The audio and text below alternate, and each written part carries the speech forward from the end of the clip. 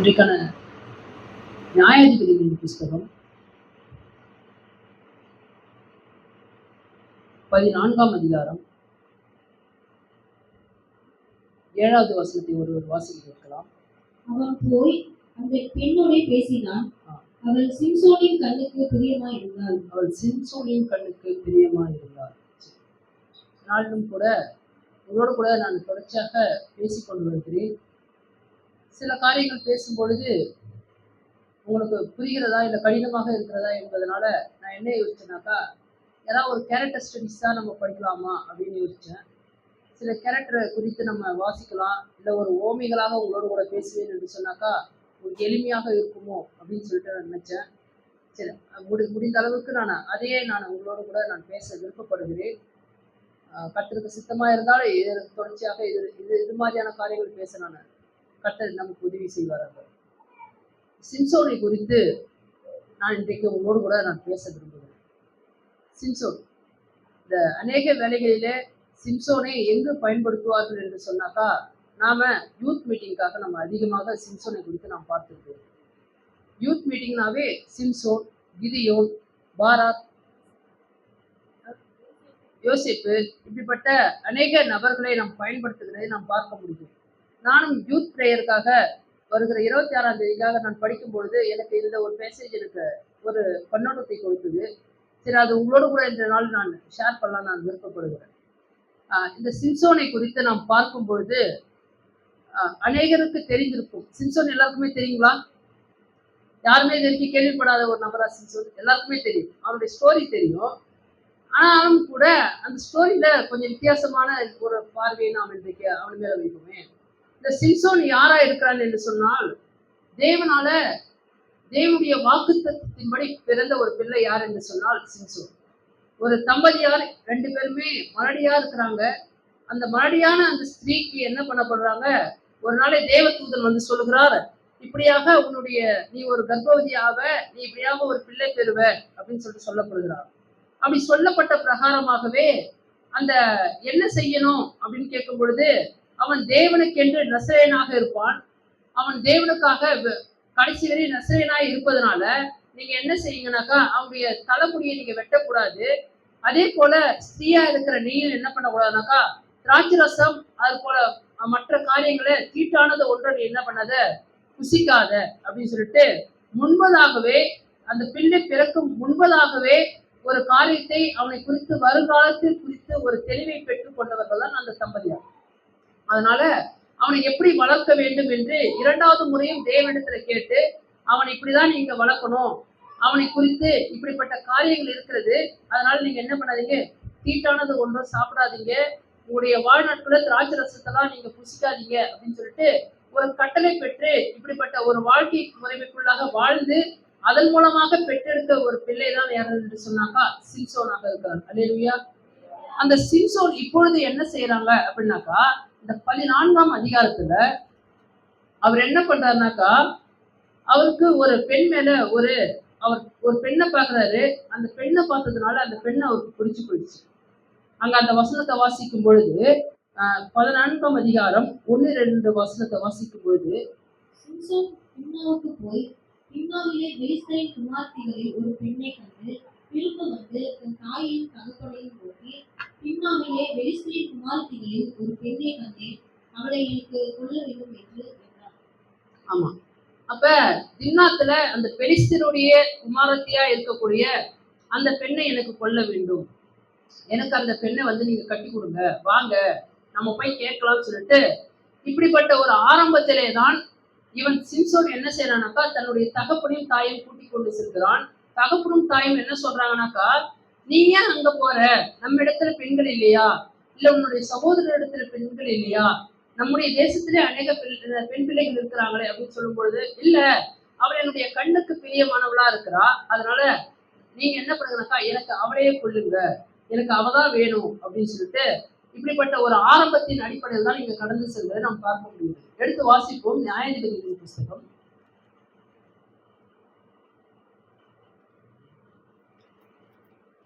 16ஆம் அதிகாரம்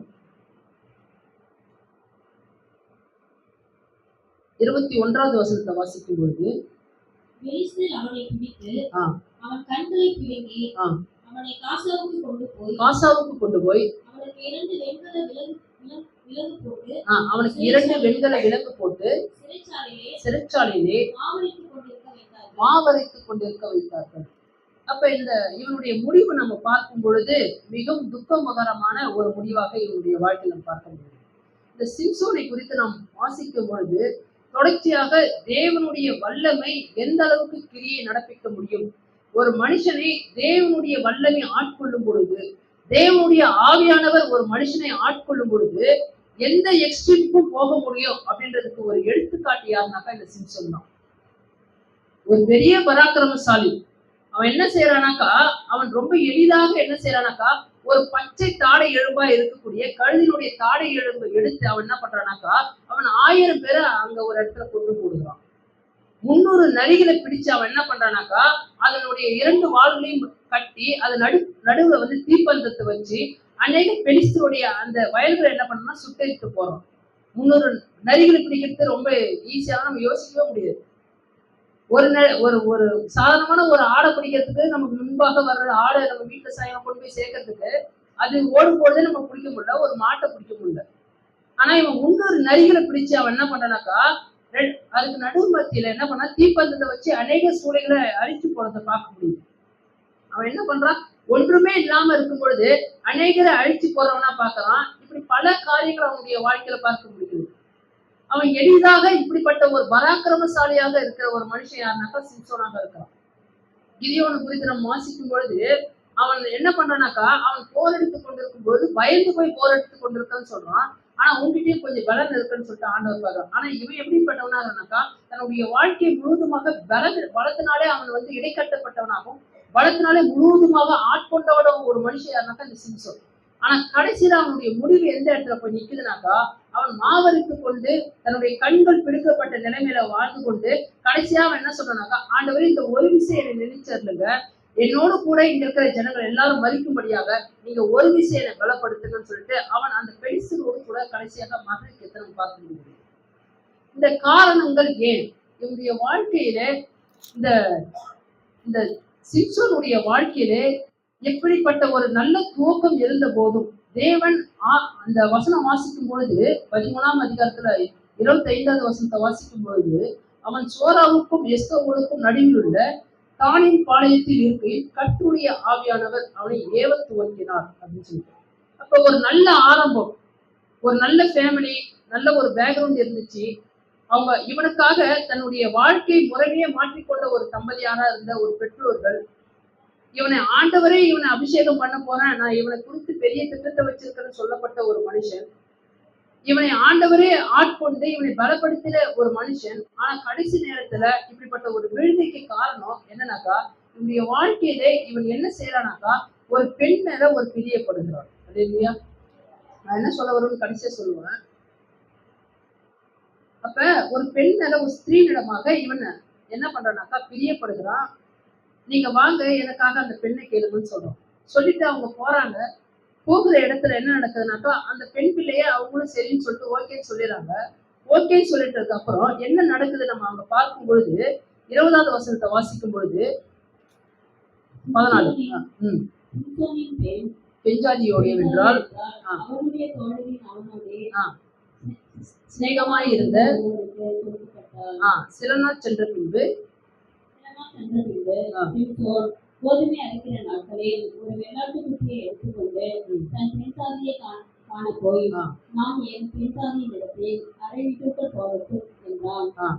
அவளின் தகப்பனோ அவனை உள்ளே போக விட்டாமல் நீ அவளை முற்றிலும் அகைத்து விட்டாய் என்று நான் எண்ணி அவளை உன் சிநேகிதனுக்கு கொடுத்து விட்டேன். அவள் தங்கை அவளை பார்க்கிலும் அழகானவள் அல்லவா, அவளுக்கு பதிலாக இவள் உனக்கு இருக்கட்டும் என்று சொன்னான். இந்த இடத்துல நமக்கு தெரிந்த காரியங்கள் தான். நமக்கு நேரம் குறைவா இருக்கிறதுனால நான் வேற காரியங்களுக்கு போக விரும்புறேன். இப்ப இவர் பெண் பார்க்க போயிட்டாரு. பெண் பார்க்க போன இடத்துல பெண்ணும் ஓகே சொல்லிட்டாங்க. அங்க சில சம்பாஷணைகள் போய் கொண்டிருக்கிறது.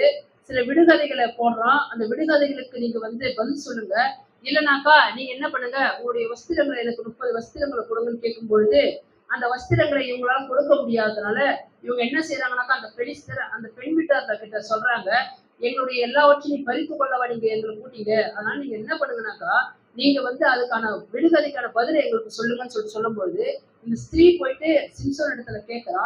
சிம்சோன் இடத்துல கேட்கும்போது அதற்கான பதிலை அவன் சொல்லிடுறான். பதில வந்து அவன் சொல்லிடுறான் அவளுக்கு. அப்ப என்ன பண்றாங்க, இந்த பதிலை கொண்டு போயிட்டு அந்த பெண் என்ன பண்றா, பெலிஸ்தர் இடத்துல சொல்லிடுறா. அவங்களும் அதே போல அந்த விடுதலை விடுவிக்கிறதுனால என்ன நடக்குதுனாக்கா, இவனை இடத்துல வந்து என்ன சொல்றானாக்கா, இது மாதிரி நாங்க சொல்லிட்டோம் அப்படின்னு சொல்லும்போது 30 வஸ்திரத்தை நீ கொண்டு வான்னு சொல்லும்போது அவன் போயிட்டு இருக்கிற ஜனங்கள் மத்தியில அடிச்சு கொண்டு போட்டு 30 வஸ்திரத்தை எடுத்து வந்து அவங்களுக்கு கொடுத்தான். கொடுத்துட்டு இது மாதிரி இந்த ஸ்திரீ என்னை ஏமாத்தி இது மாதிரி வாங்கிட்டாலேன்னு சொல்லிட்டு அவன் என்ன பண்ணானா கோச்சிக்கிட்டு அவன் கொஞ்ச நாள் வெளியே போயிடுவான். வெளியே போன சமயத்துல என்ன நடக்குதுனாக்கா, இவங்க என்ன பண்ணிடுறாங்க, அவங்க தகப்பனாரும் தாயாரும் சேர்ந்து அந்த பெண்ணுக்கு வேற ஒரு பையனை கல்யாணம் பண்ணி வச்சிருக்காங்க. கல்யாணம் பண்ணி வச்சதுக்கு அப்புறம் என்ன நடக்குதுனாக்கா, இவன் திரும்பி வரான். திரும்பி வரும்போது என்னுடைய பெஞ்சாதி எனக்கு கொடுங்க அப்படின்னு சொல்லும்போது அங்க என்ன சொல்றாங்க, நீ அவளை முழுசா வெறுத்துட்டேன்னு சொல்லிட்டு நான் என்ன பண்ணிட்டேனாக்கா, நானே உன்னுடைய சிநேகிதனுக்கு அவளை கொடுத்துட்டேன் அப்படின்னு சொல்லிட்டு சொல்லிடுறேன். இதுதான் இங்க நடக்கிற சம்பாஷணைகள், இங்க நடக்கிற காரியம். இது எல்லாமே நமக்கு தெரியல. அல்லேலூயா. ஆமா, இன்னும் மெசேஜ்லயே போல பாத்தீங்களா, மெசேஜ்ல இன்னும் போல. அல்லேலூயா. ஆமா, அப்ப இதுதான் நடந்த சம்பவங்கள். இவங்களுடைய வாழ்க்கையிலே ஏன் இந்த அளவுக்கான ஒரு பெரிய ஒரு பராக்கிரமசாலியா இருந்த ஒரு மனுஷன் ஏன் விழுந்து போனான் அப்படின்னாக்கா, இங்க வசனம் நமக்கு சொல்லுது. என்ன சொல்லுதுனாக்கா, சிம்சோனின் பெண்ஜாதியோ என்றால் அவனுடைய தோழரில் அவனோட சிநேகமா இருந்த ஒருவருக்கு கொடுக்கப்பட்டார். இங்க நம்ம வாசிக்கும் பொழுது 7வது வசனத்தை வாசிச்சோம். அவன் போய் அந்த பெண்ணோட பேசினான், அவள் சிம்சோனின் கண்ணுக்கு பிரியமாய் இருந்தார். இன்றைக்கு எங்க நம்முடைய ப்ராப்ளம்ஸ் துவங்குது அப்படின்னாக்கா, இவனுக்கு ரொம்ப பிடிச்ச ஒரு பொண்ணு, இவனுடைய பிடிச்ச ஒரு பொண்ணு இப்ப வேற ஒருத்தருக்கு கொடுக்கப்படுறாங்க. இதுதான் இங்க இருக்கிறது. என் கூட இருக்கிறீங்கல்ல? அப்ப என்னன்னாக்கா, இங்க என்ன நடக்குது அப்படின்னாக்கா, இவனுடைய வாழ்க்கையில ஏற்பட்ட இந்த பெரிய ஒரு மாற்றத்துக்கான காரணம் ஒரு பெண்ணுக்காகவே ஒரு சண்டை. இவனுடைய வாழ்க்கையில முழுவதுமாகவே ஒரு பெண்ணுக்காகவே சண்டை. கடைசி வரைக்குமே அந்த பெண்ணுக்காக தான் சண்டை. அப்படிதான் போய் முடியுது இவனுடைய வாழ்க்கை. காரணம் என்ன, எங்க ஆரம்பிக்குது அப்படின்னாக்கா, இவனுடைய வாழ்க்கையில தன்னுடைய வாழ்க்கையில் தான் பிரியமாய் இருந்த ஒரு ஸ்திரீ தனக்கு கிடைக்காமல் போனதுனால ஏற்பட்ட விரக்தியினாலதான் இந்த யுத்தமே நடக்குது. அல்லேலூயா. இந்த நாளினுடைய தலைப்பு, உங்களுடைய வாழ்க்கையிலே நீங்கள் விரக்தியாய் இருப்பீர்கள் என்று சொன்னால் இந்த சிம்சோனின் அடையாளங்கள் உங்களுடைய வாழ்க்கையில் இருக்கிறதா என்று நீங்கள் பொருத்தி பாருங்கள். நான் பேசுறது திருப்பி புரியுது. இன்னைக்கு சோர்வா இருக்கிறீங்களா? ஏதோ ஒரு காரியம் என் வாழ்க்கையில கிடைக்கல, நான் ரொம்ப பிரியமா இருந்தேன், நான் பிரியப்பட்ட ஒரு காரியம் என் வாழ்க்கையில கிடைக்கலன்றதுனால என் வாழ்க்கையில நான் எந்த நிலைமைக்கு போயிடறேனாக்கா, என்னுடைய வாழ்க்கையில அநேக விரக்தி ஏற்படுது. அதுக்கப்புறம் நான் தொடர்ச்சியா செய்யற காரியம் எல்லாமே அப்படிப்பட்ட ஒரு நடத்துதலுக்குள்ளாக தான் போய் கொண்டிருக்குது. வாழ்க்கையில ரொம்ப பிரியப்பட்டான், என் கண்ணுக்கு பிரியமானவள் அப்படின்னு சொல்லிட்டு சொல்றான். தகப்பன் தாய்க்கு கூட விடுவிக்க கூடாத ஒரு காரியத்தை யாருக்கு விடுவிக்கிறான்னா அந்த ஸ்திரீக்கு தான் விடுவிக்கிறான். நான் யாருக்குமே சொல்லல அந்த விடுதலைய, ஏன் என் தகப்பனும் தாய்க்கு கூட நான் சொல்லல, ஆனா நான் உனக்கு இதை சொல்றேன்னு சொல்ற அளவுக்கு நேசித்த ஒரு பெண்ணு வேறொருவனுக்கு கொடுக்கப்படுகிறா அப்படின்னு வரும்பொழுது அவனுடைய வாழ்க்கையில அந்த விரக்தியை இன்றைக்கு தாங்கி கொள்ள முடியும். இன்னைக்கு அநேகருடைய வாழ்க்கையில தொடர்ச்சியான ஒரு வீழ்ச்சி ஏன் ஏற்படுதுனாக்கா, என் வாழ்க்கையில ஏதோ ஒரு காரியம் எனக்கு கிடைக்காதனால ஏற்பட்ட விரக்தியின் மூலமாக இன்னைக்கு நான் எதுக்கு நோக்கி போய் கொண்டிருக்கேனாக்கா, என்னுடைய வாழ்க்கையில அநேக வீழ்ச்சிகளுக்கு நோக்கி நான் போய் கொண்டிருக்கேன். எத்தனை பேருக்கு நான் சொல்றது புரியுது? அல்லேலூயா. சிம்சோனுடைய வாழ்க்கை தான். இன்னைக்கு சில அடையாளங்களை என்னுடைய வாழ்க்கையிலிருந்து நான் உங்களுக்கு காண்பித்து அதற்கு ஆண்டவர் அப்படிப்பட்ட ஜனங்களுக்கு கொடுக்கிற ஒரு ஆலோசனை என்ன என்பதை நாம் இன்றைக்கு பார்த்து நாம் இந்த செய்தியை நாம் முடிக்கிறோம். ஃபர்ஸ்ட், இவனுடைய வாழ்க்கையில் ஏற்படும் பொழுது அந்த விரக்தி நம்முடைய வாழ்க்கையில், அந்த மனசோர்வு நம்முடைய வாழ்க்கையில், அந்த மனமடிவு நம்முடைய வாழ்க்கையில் ஏற்படும் பொழுது நமக்கு முதலாவது ஏற்படுகிற காரியம் என்னன்னாக்கா, எடுத்து வாசிக்கலாம். 15ஆம் அதிகாரம் 2வது வசனம். நீ அவளை முற்றிலும் பகைத்து விட்டாய் என்று எண்ணி அவளை உன் சிநேகிதனுக்கு கொடுத்து விட்டேன். அவள் தங்கை அவளை பார்க்கிலும் அழகானவள் அல்லவா? அவளுக்கு பதிலாக இவள் உனக்கு இருக்கட்டும் என்று சொன்னான். அப்பொழுது சிம்சோன், நான் பெலிஸ்தருக்கு பொல்லாப்பு செய்தாலும் என் மேல் குற்றமில்லை என்று அவர்களுக்கு சொல்லி போதும் போதும். அப்ப இங்க என்ன சொல்றாருனாக்கா, அந்த தகப்பனார் சொல்றார், என்ன சொல்றாருனாக்கா, எப்பா நீ போயிட்டு நீ கோச்சிக்கிட்டு போயிட்டேன்னு சொல்லிட்டு அந்த பெண்ணை நீ முழுசா வெறுத்துட்டேன்னு சொல்லிட்டு நான் என்ன செஞ்சுட்டேன்னா உன்னுடைய சிநேகிதனுக்கு நான் அந்த பெண்ணை கொடுத்துட்டேன். அவளுடைய தங்கச்சி இருக்கிறா, நீ வேணா அவளை கல்யாணம் பண்ணிக்க.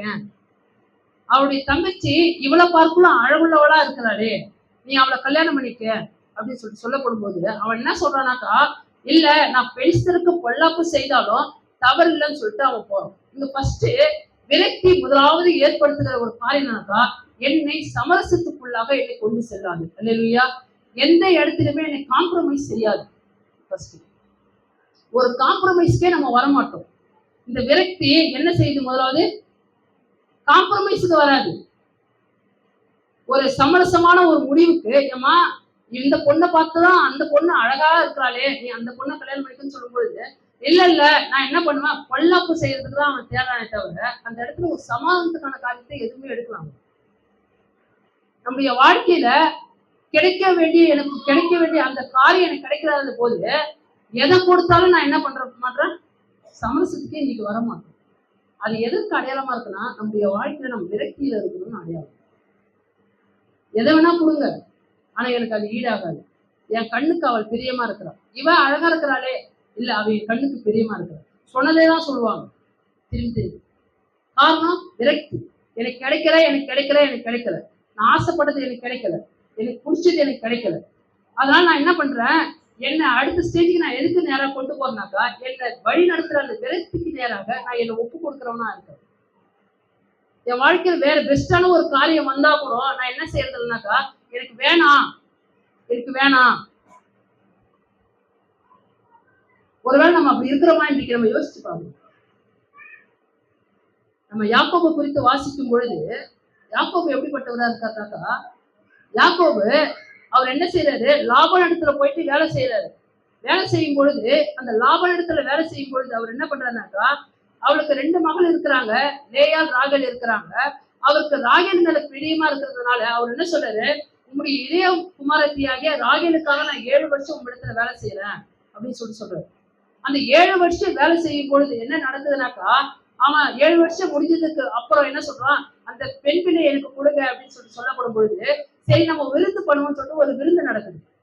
அந்த விருந்தின் மத்தியில என்ன நடக்குதுனாக்கா, இந்த பெரிய மகளா இருக்கிற லேயால கொண்டு போயிட்டு அவனுக்கு கொடுத்துறான். காலையில எழுந்திருக்கும் பொழுது இவன் ஏமாற்றப்பட்டதை கவனிக்கிறான். கவனிச்சுட்டு என்ன சொல்றானாக்கா, இது மாதிரி நான் ஏமாந்து போயிட்டேன், நான் 2வது பெண்ணுக்காக தான் நான் வேலை செஞ்சேன், நீ எனக்கு எப்படி லேயால கொடுக்கலாம் அப்படின்னு அவன் கேட்கறான். அப்ப என்ன சொல்றானாக்கா, நீ பரவாயில்ல, இளைய மகளை நான் உங்களுக்கு கொடுக்குறேன், ஏன்னா மூத்த மகள் இருக்கும் பொழுது 2வது மகள் நான் கொடுக்கறது இல்லை, அதனால என்ன பண்ண, நீ இன்னும் என்கிட்ட 7 வருஷம் வேலை செய்ய, நான் என்ன பண்றேன் 2வது மகளையும் கொடுக்குறேன் அப்படின்னு சொல்றான். அவனுக்கு அந்த 2வது மகளுக்கு கொடுக்கறது அந்த ஒரு அது கிடைக்க போடுற அந்த காரியத்துக்காக அவன் என்ன பண்றான், இன்னும் 7 வருஷம் செய்யறான். அவனுக்கு அந்த முதலாவது அந்த 7 வருஷம் வேலை செய்யும் போதே அவனுக்கு எப்படி இருந்துச்சு, ராகேலுக்காக வேலை செய்யும் போது அந்த வருஷம் அவனுக்கு 4ஆ போச்சான். அல்லேலூயா. இதெல்லாம் லவ் மீட்டிங்லாம் நல்லா இருக்கும் தெரியுங்களா, உண்மையாக அப்படிதான். லவ்வர்ஸுங்களுக்குலாம் பல வருஷம் பேசுவாங்க, காது போனு சூடாயிடும், காது ஜவ்வு போயிடுன்ற அளவுக்கு இருக்கும். ஆனா என்ன பண்ணுவாங்கன்னாக்கா, அவங்க மட்டும் பேசினே இருப்பாங்க, செல்ல காதை விட்டு எடுக்கவே மாட்டாங்க. திருமணத்துக்கு அந்த இடைப்பட்ட கேப்ல இருக்கும் பொழுது அந்த 2 பேரும் கான்வர்சேஷன் பண்ணுவாங்க, செல்லே காது வச்சு இருப்பாங்க. ஏன்னா அவங்களதான் திருமணம் என்ன பேசுறாங்கன்னு தெரியாது. கல்யாணம் பண்ணிட்டு வந்த அப்புறம் எதுவுமே பேசுறது இல்லை. அல்லேலூயா. உண்மைதான், எதுவுமே பேசுறது இல்லை. ஆனா அது வரைக்கும் பேட்டரி சூடாகும், சார்ஜே தான், எப்ப பார்த்தாலும் கனெக்ஷன் அங்கேயே போட்டுனே இருப்பாங்க, போன் எடுத்து இதேதான் போயிட்டு இருக்கும். அவருக்கு எப்படி போச்சா 7 வருஷமும், வருஷங்கள் 4ஆ போச்சான். ஆண்டவருக்கு தான் ஒரு நாள் வருஷம் சொல்றாங்க, 1000 வருஷம். இவருக்கு வருஷம் எப்படி போச்சு, 4ஆ போச்சான். 7 வருஷம் 7 நாளுக்கு மாறி போயிடுச்சு போகுது அவருக்கு. நமக்கு ஒரு நாள் தள்ளுறது பெரிய விஷயமா இருக்குன்ற மாதிரி இருக்குது நமக்குலாம். அவருக்கு அப்படி இருந்துச்சு. அவர் என்ன பண்றாரு, சரி பரவாயில்ல இன்னும் 7 வருஷம் வேலை செய்யறேன். ஏன்னா நமக்கு பிடிச்ச ஒரு காரியம் நம்மளுடைய வாழ்க்கையில கிடைக்கனாக்கா அதுக்காக நம்ம இன்னும் கூட அதிகமா பிரயாசப்படுறோம். அது நமக்கு கிடைக்கும், நம்முடைய வாழ்க்கையில அது கிடைக்கதான் போகுது அப்படின்னாக்கா அந்த வருஷங்களை கூட நம்ம பெருசா என்றது கிடையாது. பரவாயில்ல, இது வரைக்கும் பிரயாசப்பட்டு வந்தோம், இவ்வளவு விரக்தி நமக்கு கிடைக்க போகுதுல்ல, இந்த காரியத்துல நமக்கு ஒரு காரியம் ஜெயமா கிடைக்கலனாலும் அவர் கொடுக்கறது தானே சொல்றாரு அப்படின்னு சொல்லிட்டு அவன் என்ன பண்ணனாக்கா, இன்னும் அந்த 7 வருஷம் அவன் பிரயாசப்படுறான் அந்த பெண் அடைவதற்காக. ஆனா ஒன்று இன்றைக்கு நமக்கு கிடைக்கலனாக்கா நம்ம என்ன பண்றோம்னாக்கா, நம் மனம் தளறி நம்முடைய வாழ்க்கை நம்ம என்ன செய்யறோம்னாக்கா, நாம ஒரு விரக்திக்கு நேராக கடந்து சென்று நம்ம என்ன செய்யறோம்னாக்கா, இல்ல எந்த ஒரு காம்ப்ரமைஸ்க்கும் நம்ம வர்றதே இல்லை. நம்முடைய வாழ்க்கையில நமக்கு ஒன்று கிடைக்காம போகும் பொழுது, முதலாவது நாம இப்படிப்பட்ட ஒரு நிலைமைகளுக்குள்ளாம நம்ம இருக்கிறோமா?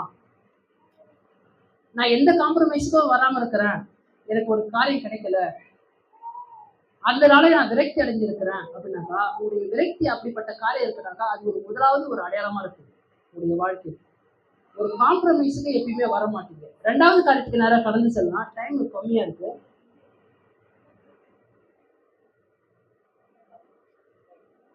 7வது வசனம் 15:7. அப்பொழுது சிம்சோன் ஆ, அவர்களை நோக்கி, ஆ. நீங்கள் இப்படி செய்தபடியால் நான் உங்கள் கையிலே பழி வாங்கினால் ஒழிய இவரை பாரேன் என்று சொல்லி இளைப்பாறேன் என்று சொல்லி. ஆ, இளைப்பாறேன் என்று சொல்லி ஆ, அவர்களை ஆ, சின்ன பின்னமாக சங்காரம் பண்ணி ஆ. பின்பு போய் ஏற்றாம் ஊர் கண்மலை சந்திலே. சந்தையிலே குடியிருந்தான். இங்க 2வது இந்த காரியத்துக்குள்ளாக பார்க்கும் பொழுது, இங்க இவர் என்ன பண்றாருனாக்கா, இவர் போறாரு. இந்த பெண் பிள்ளை கிடைக்கல. இந்த பெண் பிள்ளை கிடைக்காததுனால என்ன பண்றாருனாக்கா, சரின்னு சொல்லிட்டு உங்களுக்கு நான் பொல்லாப்பு செய்யாம நான் விட மாட்டேன்னு சொல்லிட்டு 300 நரிகளை பிடிக்கிறாரு.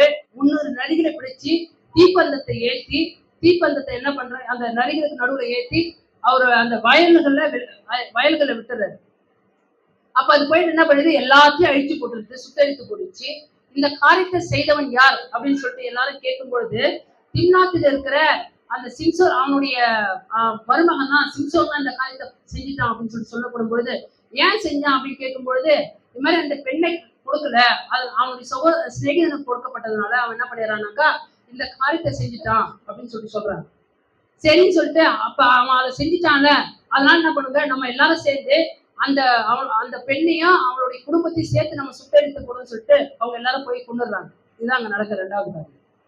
அப்ப அவன் என்ன சொல்றானாக்கா, 2வது, அப்பொழுது சிம்சோன் அவர்கள் நோக்கி, நீங்கள் இப்படி செய்தபடியால் நான் உங்கள் கையிலே பழி வாங்கினால் ஒழிய இளைப்பாறேன் என்று சொல்லி அவன் என்ன பண்றானாக்கா, நான் உங்ககிட்ட பழி வாங்காத பட்சத்துல நான் இளைப்பாற மாட்டேன் அப்படின்னு சொல்லி சொல்றான். 2வது காரியம், இந்த விரக்தி, இந்த மனசோர்வு நம்ம எதுக்கு நேரா வழிநடத்துனாக்கா, நம்ம பழி வாங்குற குணத்துக்கு நேரா நம்ம வழிநடத்தணும். என் கூட இருக்கிறீங்களா? ஆமா. உங்களுக்கு நான் அப்படி பேசினா உங்களுக்கு கஷ்டமா இருக்க போகுது, இப்படி பேசினா கஷ்டமா இருக்கும். எப்படி பேசுறது தெரியல ஒண்ணும். அப்ப 2வது காரியம் எதுக்கு நேரா நம்மளுடைய மனசோர்வுகள் நடத்துதுனாக்கா, நமக்கு எது கிடைக்காம பண்ணிச்சோ அந்த காரியத்தின் மேல நான் என்ன பண்ணேன், பழி வாங்காம நான் விட மாட்டேன். ஒரு ரெவெஞ்சுக்கு நேரா வழி நடத்தணும். எனக்கு என்னுடைய அந்த பெண்ணை நீங்க என்ன பண்ணிட்டீங்க, கொன்னுட்டீங்க. என் வாழ்க்கையில அந்த பெண்ணு இருக்கிற வரைக்கும் இருப்பா அப்படின்ற ஒரு நிலைமையாச்சும் இருந்துச்சு. ஆனா நீங்க இன்னைக்கு அந்த பெண்ணு என் வாழ்க்கையில கிடைக்கவே மாட்டா அப்படின்ற ஒரு முடிவுக்கு வரும்பொழுது, 2வது எந்த எக்ஸ்ட்ரீமுக்கு போறாங்கனாக்கா, அவன் ஒரு பழி வாங்குற குணத்துக்கு நேரா வழி நடத்துறாங்க. இன்னைக்கு நம்முடைய வாழ்க்கையில நமக்கு ஒரு காரியம் கிடைக்கலன்றதுக்காக நாம இன்றைக்கு அதற்கு கிடைக்காம பண்ணினவர்களுடைய வாழ்க்கையை நம்ம கெடுத்து போடணுன்ற எண்ணம் நம்முடைய வாழ்க்கையில இருக்கா? நம்ம யோசிச்சு பார்க்கணும். அவங்களை பழி வாங்காம நான் இன்னைக்கு அமர மாட்டேன் அப்படின்னு நம்ம இருக்கிறோமா? யார் இவன் பழி வாங்குறானாக்கா, இந்த இந்த சிம்சோன் எப்படிப்பட்டவனா இருக்கிறானாக்கா, சிம்சோனை முதலாவது அந்த ஸ்திரீக்காக கேட்டு வருகிறான். கேட்டு வரும் பொழுது இவங்க எல்லாரும் என்ன பண்றாங்கனாக்கா, இந்த பெலிஸ்தர் எல்லாரும் அந்த ஜனங்கள் எல்லாரும் இவங்க ஒத்துக்கொள்றாங்க. ஒத்துக்கொண்டுட்டு சரி சேர்த்து கொள்ளுவோம்பா அப்படின்னு சொல்லிட்டு சேர்த்துக்கிறாங்க.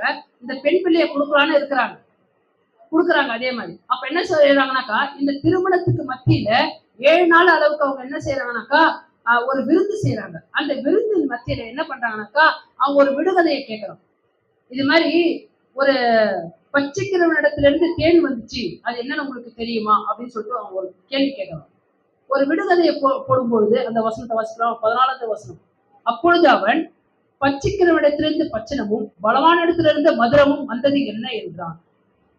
அந்த விடுகதை அவர்களால் 3 நாள் மட்டும் விடுவிக்க கூடாதே போயிடுச்சு. அப்ப அவன் சொல்றான், என்ன சொல்றானாக்கா, இந்த விடுகதையை யார் விடுவிக்கிறீங்களோ அந்த விடுகதையை விடுவிக்கிறவங்களுக்கு எப்படிப்பட்ட காரியம் செய்வேனாக்கா, நானும் உங்களுக்கு 30 துணிகளை ட்ரெஸ் தரேன். ஒருவேளை நீங்க விடுவிக்காம போயிட்டீங்கன்னாக்கா நீங்க 30 ட்ரெஸ் எனக்கு தாங்க அப்படின்னு சொல்றோம். அப்ப அங்க போய்கொண்டு இந்த சம்பாஷணைக்கு மத்தியில ரொம்ப சந்தோஷமா கொண்டாடுறாங்க. இவங்க வந்திருக்கிறாங்க, 7 நாள் விருந்து நடக்குது, இவனுடைய காரியத்தை குறித்து கல்யாணம் நடக்க போகுது அப்படின்னு சொல்லிட்டு அப்படிப்பட்ட ஒரு ஜனக்கூட்டத்துல ஒரு விடுகதை போட்டு அந்த விடுகதைக்கான பதில் இல்ல, இப்படிப்பட்ட அநேக சம்பாஷணைகள் போய் கொண்டிருக்கிற இந்த ஜனங்களை தான் தனக்கு கிடைக்கிறஎன்று வரும்பொழுது அவங்களுக்கு எதிராகவே இன்றைக்கு மாறி திரும்பி நிற்கிறவனா இருக்கணும். அல்லேலூயா.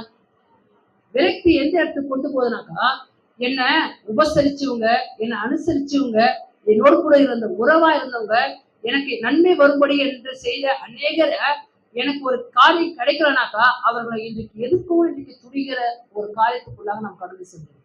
அல்லேலூயா. விரக்தி இதுக்கு நேரம் தான் வழி நடத்தும். அது வரைக்கும் பிரியமா இருந்தாங்க, அது வரைக்கும் அவனுக்கு எல்லாருமே அவங்க செய்யும் பொழுது சந்தோஷமா தான் இருந்துச்சு. ஆனா இந்த பெண்ணு கிடைக்கல அப்படின்னு வரும்போது அவன் எதுக்கு நேரம் போயிடறானாக்கா, தன்னோடு கூட உறவு கொண்டாடிட்டு இருந்த யாரா இருந்தாலும் சரி, நான் அவங்களையும் தீர்த்து கட்டுற அளவுக்கு எனக்கு பழி வாங்குற அளவுக்கு ஒரு கோபம் வருதுனாக்கா அதான் விரக்திக்கான காரணம். இல்லையா? நான் உங்களை யாரையுமே குற்றப்படுத்தும்படியாகவோ இல்ல நீங்க அப்படிலாம் இருக்கிறீங்கன்னா நான் சொல்லல. ஒருவேளை அப்படிப்பட்ட மனசோர்வுகளை அந்த விரக்தியில நாம் இருப்போம் என்று சொன்னாக்கா, இப்படிப்பட்ட அடையாளங்கள் நம்முடைய வாழ்க்கையில இருக்கும் என்று சொன்னால் நாம் இன்றைக்கு அவைகளை கலைந்து போட வேண்டும். அல்லேலூயா. அதான் மிக முக்கியமான காரியம். ஒரு எக்ஸ்ட்ரீம் வரைக்கும் போயிடறான் அவன். அவர்களை சின்ன பின்னமா ஆக்காத வரைக்கும் நான் இளைப்பாற மாட்டேன். எனக்கு முன்பாக இருக்கிற இந்த ஜனங்களை நான் பழி வாங்காத வரைக்கும் எனக்கு கிடைக்கலையா நான் எந்த எக்ஸ்ட்ரீமுக்கு போவேன். எனக்கு கிடைக்குதா அவங்களோடு கூட நான் சந்தோஷமா விடுதலை போட்டு அவங்களோடு கூட நான் அநேக காரியங்கள் சம்பாஷித்து கொண்டிருக்கிற விருந்துண்டு அவர்களோடு கூட இருப்பேன். ஆனா எனக்கு அவங்க கிடைக்கல அப்படின்னாக்கா நான் எதுக்கு போனாக்கா அவங்க எந்த அளவுக்கு போனா எனக்கு என்ன, எனக்கு கிடைக்கல நான் ஆசைப்படுத்திடுவேன். அந்த எக்ஸ்ட்ரீம் போயிடுறாங்க இன்றைக்கு. ரெண்டாவது காரியம். மூன்றாவது காரியத்துக்கு நேராக கடந்து செல்வோம். 16ஆம் அதிகாரம். சீக்கிரமா நான் போறேன், 12 மணி முடிச்சுங்க. 16ஆம் அதிகாரம் 3வது வசனத்தை வாசிக்கும் பொழுது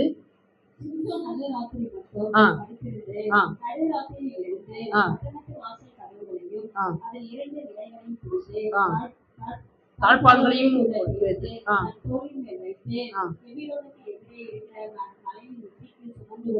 சுமந்து கொண்டு போனான். இந்த இடத்துல 3வது காரியத்தை பார்க்கும் பொழுது இங்க சிம்சோன் என்ன பண்றாருனாக்கா, அங்க ஒரு வேசியை பாக்குறாரு. இந்த காசாவுக்கு போயிட்டு அங்க ஒரு வேசியை பாக்குறாரு. வேசியை பார்த்துட்டு அவளோடு கூட இருக்கிறாரு. இருந்துட்டு நைட் ஆன உடனே நடுராத்திரி அவருக்கு தூக்கம் வரலையா என்னன்னு தெரியல, அந்த டிப்ரெஷன்ல அவர் என்ன பண்ணிட்டாரு, டிப்ரெஷன் வந்த உடனே இருக்கிற கதவை பிடிச்சி உடச்சி எடுத்துட்டு வெளியே போயிட்டாரு. அல்லேலூயா. அப்ப என்ன பண்றாரு, அவர் வெளியே எடுத்துட்டு அவர் என்ன பண்றாருனாக்கா, தன் தோளின் மேல் வைத்து எபிரோனுக்கு எதிரே இருக்கிற மலையின் உச்சிக்கு சுமந்து கொண்டு போனான் அப்படின்னு சொல்லிட்டு, அப்ப அந்த இடத்துக்கு அவர் போறதை நம்ம பார்க்க முடியும். 3வது காரியம் என்னன்னாக்கா, இந்த விரக்தி என்ன செய்யுதுனாக்கா, தேவையில்லாத காரியத்தை சுமக்கும்படியாக நம்மளுடைய வாழ்க்கையில வருகிறதா இருக்குது. அல்லேலூயா. ஆமா, தேவையில்லாத காரியம் நம்முடைய வாழ்க்கையில தேவையில்லாத காரியத்தை யாராச்சும் வீட்டு கதவை உடைச்சு தாழ்பாலோட உடைச்சு மேல வச்சுக்கிட்டு தோல் மேல வச்சுக்கிட்டு யாராச்சும் மலை உச்சிக்கு ஏறணும்னு விருப்பப்படுவீங்களா? விருப்பம் இருக்குமா? ஆனா விரக்தி என்ன பண்ணுதுனாக்கா, நமக்கு சம்பந்தமே இல்லாத அநேக காரியங்கள் நம்ம இன்னைக்கு செய்து கொண்டு இருக்கிறோம்.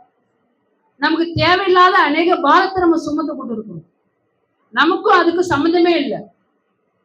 நம்முடைய பிரச்சனைகளே பெருசா இருக்கும் பொழுது இந்த விரக்தி என்ன செய்யுதுனாக்கா, யாரோ ஒருத்தவங்க பிரச்சனை இன்னைக்கு நம்ம தோல் மேல போட்டு போகணும்னு இருக்கிறோம். அதுக்கு நமக்கு சம்பந்தமே கிடையாது.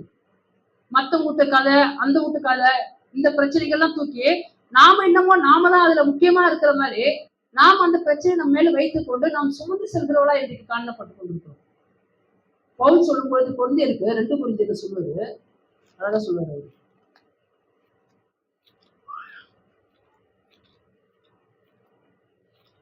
2 கொரிந்தியர் 4ஆம் அதிகாரம் 10வது வசனத்தை வாசிக்கும் பொழுது, ஜீவனும் எங்கள் சரீரத்திலே விளங்கும்படிக்கு இயேசுவின் மரணத்தை எப்பொழுதும் எங்கள் சரீரத்தில் சுமந்து திரிகிறோம். அவர் எங்க பவுல் சொல்லும்போது என்ன சொல்றாருனாக்கா, நாங்கள் இயேசுவினுடைய மரணத்தை நாங்கள் சுமந்து திரிகிறோம் அப்படின்னு சொல்றாரு. நாம் எதற்காக அழைக்கப்பட்டிருக்கிறோம் என்று சொன்னாக்கா, தேவனுடைய சுவிசேஷத்தை சுமந்து செல்கிற பாத்திரமான்களாக தான் நாம் கர்த்தருக்குள்ளாக நாம் அழைக்கப்பட்டிருக்கிறோம். அல்லேலூயா. ஆனா இன்றைக்கு நாம எதை கேரி பண்ணி போயிட்டு இருக்கோம்னாக்கா, நமக்கு சம்பந்தமே இல்லாத சில காரியங்களை நாம சுமந்து கொண்டு திரிகிறவர்களா இருக்கிறோம். கர்த்தர் நமக்கென்று நியமித்து நம்மை அழைத்து நம்ம எதை சுமக்கணும்னு சொல்லிட்டு கர்த்தர் நமக்கு கொடுத்தாரோ அந்த காரியத்தை நம்ம விட்டுட்டோம். இன்னைக்கு பவுல் சொல்றார், நாங்கள் இயேசுவினுடைய மரணத்தை நாங்கள் சுமந்து திரிகிறவர்களா இருக்கிறோம்னு சொல்றாரு. ஆனா இங்க சிம்சோனு அவன் எதற்காக அழைக்கப்பட்டானோ அந்த காரியத்தை நிறைவேற்றும்படியாக அவன் எந்த காரியத்தையுமே செய்யாம ஏதோ அவனுடைய பலத்தெல்லாம் எதுக்கு பயன்படுத்தினா தேவையில்லாத காரியத்தை செலவு செய்யும்படியாக அவன் பயன்படுத்தி கொண்டு இருக்கிறானா பார்க்கணும். இன்றைக்கு அநேகர் கர்த்தருக்குள்ளாக வந்தும் கூட கர்த்தருடைய அழைப்பை தெரிந்து கொண்டும் கூட நாம் கர்த்தருக்கு ஏற்ற சித்தத்தை செய்யும்படியாக அழைக்கப்பட்டவர்கள் தெரிந்தோம் நாம அதை செய்யாம தேவையில்லாத காரியத்தெல்லாம் நாம நம்ம மேல எடுத்து போட்டுக்கொண்டு அது பெரிய பாரமா நமக்குள்ளாக உண்டா இருக்கிறது. நமக்கு அதுவே பெரிய ஒரு கஷ்டத்தை கொண்டு வருகிறதா இருக்குது. அல்லேலூயா. இப்படிப்பட்ட காரியத்துக்குள்ளதான் அநேகர் கடந்து செல்றாங்க. இந்த சிம்சோனை பார்க்கும்போது மூன்றாவது அவனுடைய வாழ்க்கையில தேவையில்லாத காரியத்தை தன் தோள்கள் மேல வைத்துக் கொண்டு சுமந்து திரிகிற ஒரு மனுஷனா இருக்கிறான். எந்தெந்த நேரத்துல எது தேவையோ அதன்படியாக செய்யும்படியாக கர்த்தர் நியமிச்சிருந்தார். அவனுக்குன்னு ஒரு பராக்கிரமத்தை கொடுத்திருந்தாரு. அவன் பெரிசர அவனுடைய ஜனங்களுக்கு அந்த சிறைப்பட்டிருக்கிற அந்த ஜனங்களை விடுவிக்கும்படியாக அவனை தெரிந்து கொண்டாரு. ஆனா அவன் எப்படிப்பட்டவனா தேவையில்லாத காரியத்துல அவன் என்ன செஞ்சிருக்கான், சுமந்து கொண்டு திரிகிறவனா இருக்கிறான். இன்னைக்கு நாம நம்முடைய வாழ்க்கையில இந்த விரக்தியினால நாம் ஏதாச்சும் தேவையில்லாத காரியத்தை சுமந்து கொண்டு இருக்கிறோமா அப்படின்னு நம்ம பார்ப்போம். நான்காவது காரியத்துக்கு நேராக கடந்து செல்வோம். நியாயாதிபதிகள் புஸ்தகம் 16ஆம் அதிகாரம் 4வது வசனத்தை வாசிக்கும் பொழுது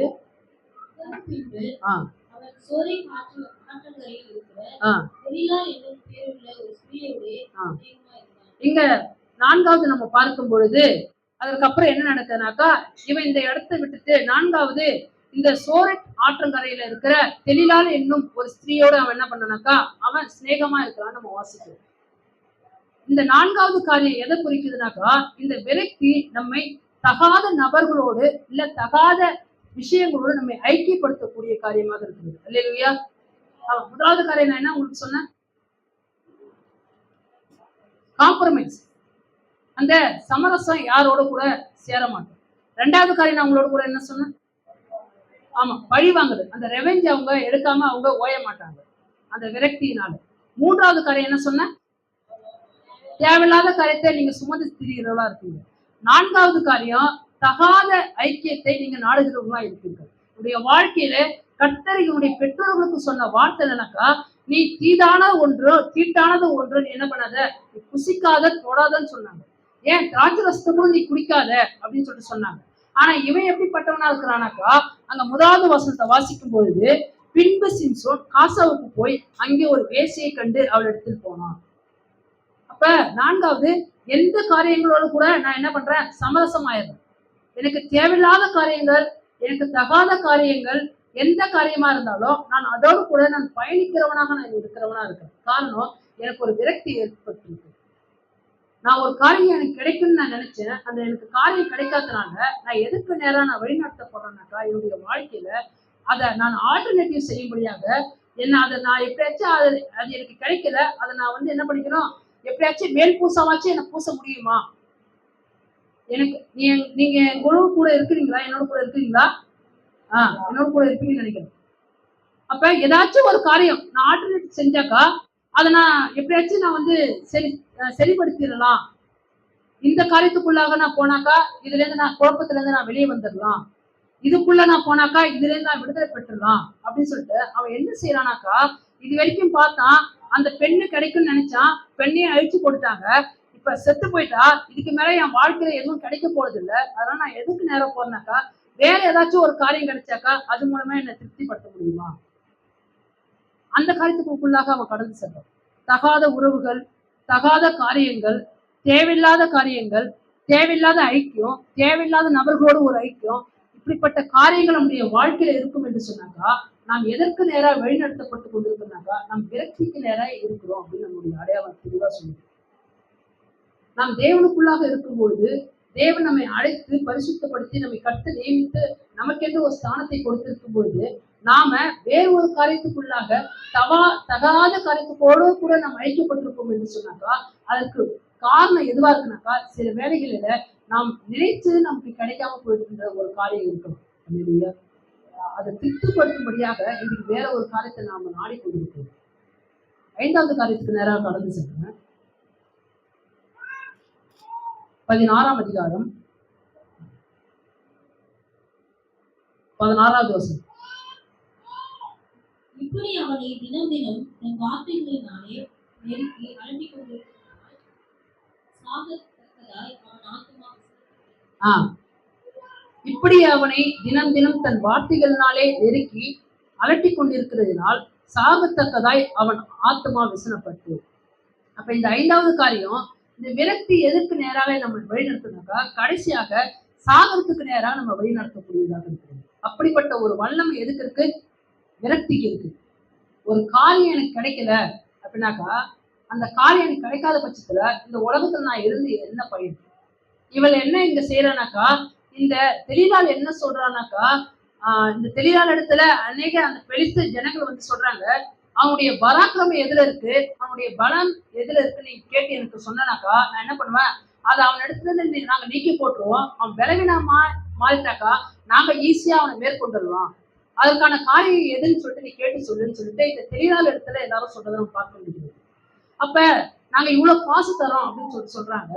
அதே போல என்ன பண்றாங்கன்னா ஒவ்வொரு முறையும் அந்த தெளிவால் கேட்கலாம், நீ வந்து எதனால நீ பலவீனப்படுவ அப்படின்னு சொல்லிட்டு, நான் இந்த கைதுனால புது கைதால என்ன கட்டினாக்க நான் என்ன பண்ணுவேன், நான் பலவீனம் ஆயிடுவேன் அப்படின்னு.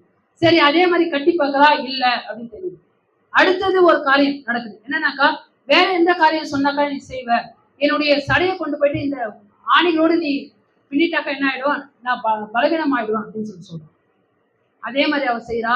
ஆனாலும் கூட பெலிஸ்தர் வந்து விட்டாலும் சொல்லி சொல்லப்படும் போது சிம்சோன் எல்லாவற்றையும் அப்படியே நூல் பட்டது போல, நெருப்பு பட்ட நூல் போல என்ன பண்ற எல்லாமே விடுவித்துக் கொண்டு அவன் வர்றதை நம்ம பார்க்க முடியுது. ஆனா அவன் என்ன பண்றான், தொடர்ச்சியாக கேட்கப்படும் பொழுது அவன் என்ன செய்யறானாக்கா, அவன் மறுபடியும் இதே கேள்வியை கேட்கறதுனால அவன் சோர்ந்து போய் தான் செத்தாலும் பரவாயில்லன்ற அந்த ஒரு நிலைமைக்கு வந்து அவன் என்ன பண்ணானாக்கா, தன் எடுக்கிறதுல இருக்கிற அந்த பலவீனம் எதை செஞ்சாக்கா அவன் பலவீனப்படுவான்னு சொல்லிட்டு அந்த ரகசியத்தை அவன் சொல்லிடுவான். இது வரைக்கும் என்னுடைய தலையில இருக்கிற முடி இது வரைக்கும் சவரகன் பண்ணப்பட்டது இல்லை. யாராச்சும் ஒருத்தவங்க நான் வந்து சவரகன் பண்ணிட்டாங்கனாக்கா அந்த முடி இருக்கிற வரைக்கும் தான் பலன் என்னோட கூட இருக்கும். அது என்னன்னா பட்சத்துல நான் மற்ற மனுஷர்களை போல மாறிடுவேன் அப்படின்னு அவன் சொல்றான். அப்ப என்ன பண்றான், அவனை தூங்க வச்சு எல்லாவற்றையும் அவனுடைய தலைமுறை எல்லாவற்றையும் அவன் எடுத்துட்டு சிம்சோனே பெலிஸ்தர் வந்து விட்டாங்கன்னு சொல்லி சொல்லப்படும் பொழுது அவன் என்ன பண்றான், அவன் எப்பொழுதும் போல நான் எழுந்து போயிட்டு நான் மேற்கொள்ளுன்னு போறான். ஆனா பிடிச்சு அவன் என்ன பண்ணான், கண்ணை நோண்டியதை நம்ம பார்க்க முடியும். காரணம், அவன் கடைசியா அவன் எதற்கு நேராக வழி நடத்தப்படுகிறானாக்கா விரக்திக்கு நேராக விரக்தி எதற்கு நேராக வழிநடத்தப்படுகிறான், கடைசியா சாவுக்கு நேராக வழிநடத்தப்படுகிறான் பார்க்க முடியும். ஒரு பொருள் நமக்கு கிடைக்கணும்னாக்கா அநேகர் இன்றைக்கு நம்முடைய நம்மளுடைய தேசத்துல நம்ம பார்க்கிறோம், நம்முடைய மாநிலத்துல பார்க்கிறோம், நம்முடைய ஊர்ல பார்க்கிறோம். உனக்கு கிடைக்காதனால அநேகர் சாக நம்ம பார்க்க முடியும். ஒரு சின்ன விஷயம் கிடைக்கலையா, இதுக்காகவா? காரணம் விரக்தி. இந்த 5 காரியங்களும் உங்களோட கூட நான் சொல்லிடுறேன்.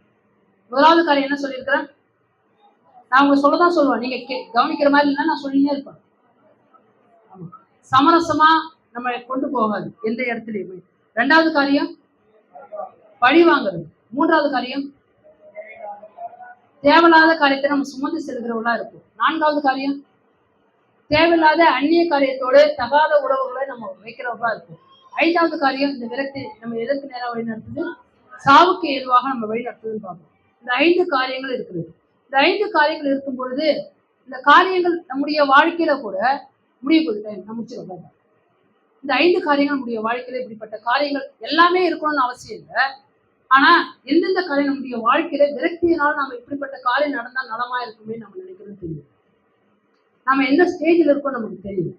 ஆனா இந்த சிம்சோன் இப்படிப்பட்டவனா இருந்தாலும் இன்றைக்கு நாம் அறிந்து கொள்ள வேண்டிய ஒரு காரியம், சிம்சோன் அறியாது இருந்த ஒரு காரியம் என்ன, ஏன் இந்த விரக்திக்குள்ளாக போயிட்டான். இன்றைக்குள்ள நம்முடைய வாழ்க்கையில ஒரு பொருளோ ஒரு நபரோ இல்ல ஏதோ ஒரு சூழ்நிலையோ ஒரு வேலையோ நம்முடைய வாழ்க்கையில் கிடைக்காம போயிருக்கலாம். அது நமக்கு ஒரு பெரிய ஒரு விரக்தியை ஏற்படுத்தியிருக்கோம்.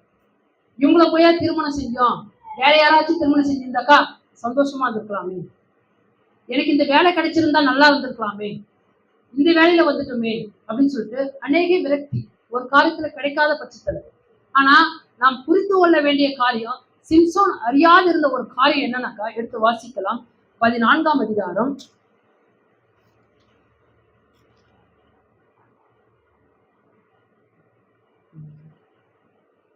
4வது வசனத்தை வாசிக்கும் பொழுது, அவன் பெலிஸ்தரிடத்தில் குற்றம் அவன் பெலிஸ்தரிடத்தில் குற்றம் பிடிக்க முகாந்திரம் உண்டாக்கும்படி முகாந்திரம் உண்டாகும்படி இது கர்த்தரின் செயல் இது கர்த்தரின் செயல் என்று என்று அவன் தாயும் தகப்பனும் ஆ, அறியாதிருந்தார்கள். இங்க ஃபர்ஸ்ட் நம்ம புரிந்து கொள்ள வேண்டிய காரியம் என்னன்னாக்கா, இந்த எல்லா காரியமும் நடந்ததுக்கு முக்கிய காரணம் இது கர்த்தருடைய செயலா இருக்குது. அல்லேலூயா, அல்லேலூயா. உங்களுடைய வாழ்க்கையில நான் உங்களுக்கு இன்னைக்கு சொல்லுகிறேன், உங்களுடைய வாழ்க்கையில ஒரு காரியம் கிடைக்காமல் இருக்கலாம். ஒரு வாழ்க்கையில ஒன்று கிடைக்காம போனதுனால தான் என் நிலைமை இந்த நிலைமையில இருக்கிறேன்னு நீங்க நினைக்காதீங்க. உங்களுடைய வாழ்க்கையில ஒரு காரியம் கிடைக்காம போயிருந்தாலும் அது தேவனுடைய செயலாக இருக்கிறது. அல்லேலூயா. எத்தனை பேர் அதை ஒற்றுக்கொள்றீங்க? அல்லேலூயா. உங்களுடைய வாழ்க்கையில இது இருந்தா நல்லா இருந்திருக்குமே, இது இருந்தா பெஸ்டா இருந்திருக்குமே, இதெல்லாம் இருந்தா எனக்கு கிடைச்சிருந்தா நான் இதெல்லாம் செஞ்சிருப்பேன்னு நினைக்காதீங்க.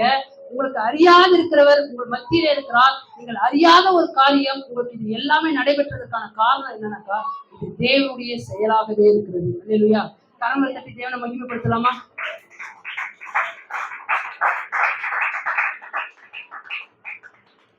இப்படி இருக்கும் பொழுது நான் உங்களோட கூட இப்படிப்பட்ட மனநிலைமையில இருக்கும் பொழுது தேவன் நமக்கு கொடுக்கிற ஆலோசனை என்ன அப்படின்னு சொல்லிட்டு நான் உங்களோட கூட ஒரு காரியத்தை நான் உங்களோட கூட சொல்ல விரும்புகிறேன். இப்படிப்பட்ட ஒரு விரக்தியில் இருக்கும் பொழுது, இப்படிப்பட்ட மனசோர்வுகள் இருக்கும் பொழுது, நாம எப்படிப்பட்ட ஒரு மனநிலைமையில் இருக்கும் பொழுது இதிலிருந்து நான் எப்படி மீண்டு வருவது அப்படின்னாக்கா, அதுக்கு ஒரு காரியத்தை நான் உங்களோட கூட சொல்ல விரும்புகிறேன். எடுத்து வாசிக்கலாம். 1 ராஜாக்களின் புஸ்தகம் 19ஆம் அதிகாரம். இந்த இடத்துல நாம எலியாவை குறித்து நாம் வாசிக்க முடியும். எலியா இதற்கு முன்பாக என்ன செய்யறாருனாக்கா, அவர் போயிட்டு என்ன செய்யறாரு, இப்ப இங்க இருக்கிற ஜனங்கள், இஸ்ரவேல் ஜனங்கள் எல்லாருமே சரி என்ன பண்றாங்கனாக்கா, அவங்க எல்லாமே தேவனுக்கு விரோதமாக நடந்து கொண்டிருக்கிறாங்க. தேவனுக்கு விரோதமாக நடந்து கொண்டிருக்கும் பொழுது தேவன் மழையை கட்டளையிடாம இருக்கிறாரு. அப்படி 3 வருஷம் நடக்கும் பொழுது பின்பாக தேவனிடத்திலிருந்து ஒரு வார்த்தை வருது, நீ போயிட்டு இது போல ஆகாபுக்கு உன்னை காண்பி, நான் என்ன பண்ணுவேன், நான் நிச்சயமாகவே நான் மழை பெய்ய பண்ண போறேன்னு சொல்றாரு. அதே போல அவர் போறாரு. அந்த இடத்துல நீங்கள் தெரிந்து கொள்ளுங்கள், பாகால சேவிக்கிற தீர்க்கதரிசிகளுக்கு சொல்றாரு, நீங்க ஒரு காளையை தெரிந்து கொள்ளுங்க, நான் தேவனை கட்டளை சேவிக்கிற நான் ஒரு காளையை தெரிந்து கொள்றேன், நாம 2 பேருமே என்ன பண்ணுவோம், அவங்களுடைய தேவனுக்கு பலி செலுத்தி அக்கினியினால யார் மறு உத்தரவு வருகிறாங்களோ அவங்களே மெய்யான தேவனம் இன்றைக்கு தெரிந்து கொள்ளுன்னு சொல்றாரு. அப்படிப்பட்ட காரியங்கள் நடைபெறும் பொழுது இந்த இடத்துல எலியா என்ன பண்றாரு, ஜெயிக்கிறவரா இருக்கிறார். தேவனிடத்துல கேட்கும் பொழுது தேவன் வானத்திலிருந்து அந்த அக்கினியை அனுப்புறார். அக்கினியை அனுப்பும் பொழுது என்ன நடக்குது, கர்த்தரே தெய்வம், கர்த்தரே தெய்வம் என்று சொல்லி அங்க இருக்கிற ஜனங்கள் எல்லாரும் தேவனை தொழுது கொடுக்குறாங்க. பின்பாக இந்த செய்தி யாருக்கு போகுதுனாக்கா, இயேசுபேலுக்கு போகுது. இயேசுபேலுக்கு போகும்போது அங்க இருக்கிற தீர்க்கதரிசிகள் எல்லாருமே கொலை பண்ணிட்டால எலியா, அதனால நான் என்ன பண்ணுவேன், நாளைய தினத்துல நான் எலியாவை கொண்டு போட்டுடுவேன் அப்படின்னு சொல்லிட்டு அவங்க ஒரு வார்த்தை சொல்றாங்க.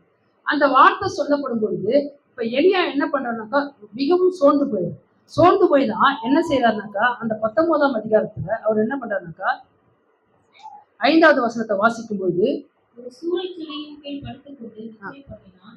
அப்பொழுது ஒரு தூதன் அவனை தட்டி எழுப்பி, எழுந்திருந்து போஜனம் பண்ணு என்றான். அங்க அவர் என்ன பண்றாருனாக்கா, 4வது வசனத்துல, அவன் வனாந்தரத்தில் ஒரு நாள் பிரயாணம் போய் ஒரு சூழை செடியின் கீழ் உட்கார்ந்து தான் சாக வேண்டும் என்று கோரி, போதும் கர்த்தாவே, என் ஆத்மாவை எடுத்துக்கொள்ளும், நான் என் பிதாக்களை பார்க்கிலும் நல்லவன் அல்ல என்று சொல்லி ஒரு சூழை செடியின் கீழ் படுத்துக்கொண்டு நித்திரை பண்ண. அதே ஒரு காரியம்தான். எப்படி அவன் சோர்வா அடைஞ்சானோ அதே போல ஒரு மனசோர்வு அடைந்தவனாக ஒரு வாழ்க்கையை யாருக்கு வந்துருச்சுன்னா இன்னைக்கு எலியாவுக்கு வந்துருச்சு. இதுக்கப்புறம் என்னால எதுவும் பண்ண முடியாது, நான் சோர்ந்து போயிட்டேன், நான் என்னுடைய பிதாக்களை பார்க்க நான் நல்லவன் அல்ல, அதனால ஆண்டவரே போதும், நீங்க எல்லாரும் என்னை எடுத்துக்கொள்ளுங்க அப்படின்னு சொல்லிட்டு ஒரு சூழை செடியின் கீழே அவன் படுத்துக் கொள்வதை நம்ம பார்க்க முடியுது. அப்பொழுது கர்த்தருடைய வார்த்தை என்ன பண்றாங்க, ஒரு தூதன் தட்டி எழுப்பி, இந்த அப்பத்தை நீ சாப்பிடு அப்படின்னு சொல்றாரு. அந்த அப்பத்தையும் சாப்பிட்டு அவர் என்ன பண்றாருனாக்கா, திரும்பி படுத்து போட்டார். திரும்பி படுத்து கொண்ட பிற்பாடு என்ன செய்யறாருனாக்கா, திரும்பி தட்டி எழுப்பி திரும்பி சாப்பிட கொடுத்தார். திரும்பி சாப்பிட்டுட்டு அவர் இருக்கிறார்.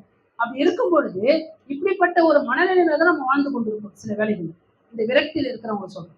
இப்படிப்பட்ட இருக்கும் பொழுது ஆண்டவர் அந்த எலியாவுக்கு ஒரு வார்த்தை சொல்றாரு. என்ன சொல்றாருனாக்கா, 11வது வசனத்தை வாசிக்கும் பொழுது 11, அப்பொழுது அவர் நீ வெளியே வந்து கர்த்தருக்கு முன்பாக பர்வதத்தில் நின்றார். அல்லேலூயா. ஆமா, இன்றைக்கு இந்த சோர்வுகள் மத்தியில் இருக்கிற நாம் யாரா இருந்தாலும் சரி, நம்மை விடுவிக்கக்கூடிய ஒரே இடம் எதுனாக்கா தேவ சமூகம் மாத்திரமே. அல்லேலூயா.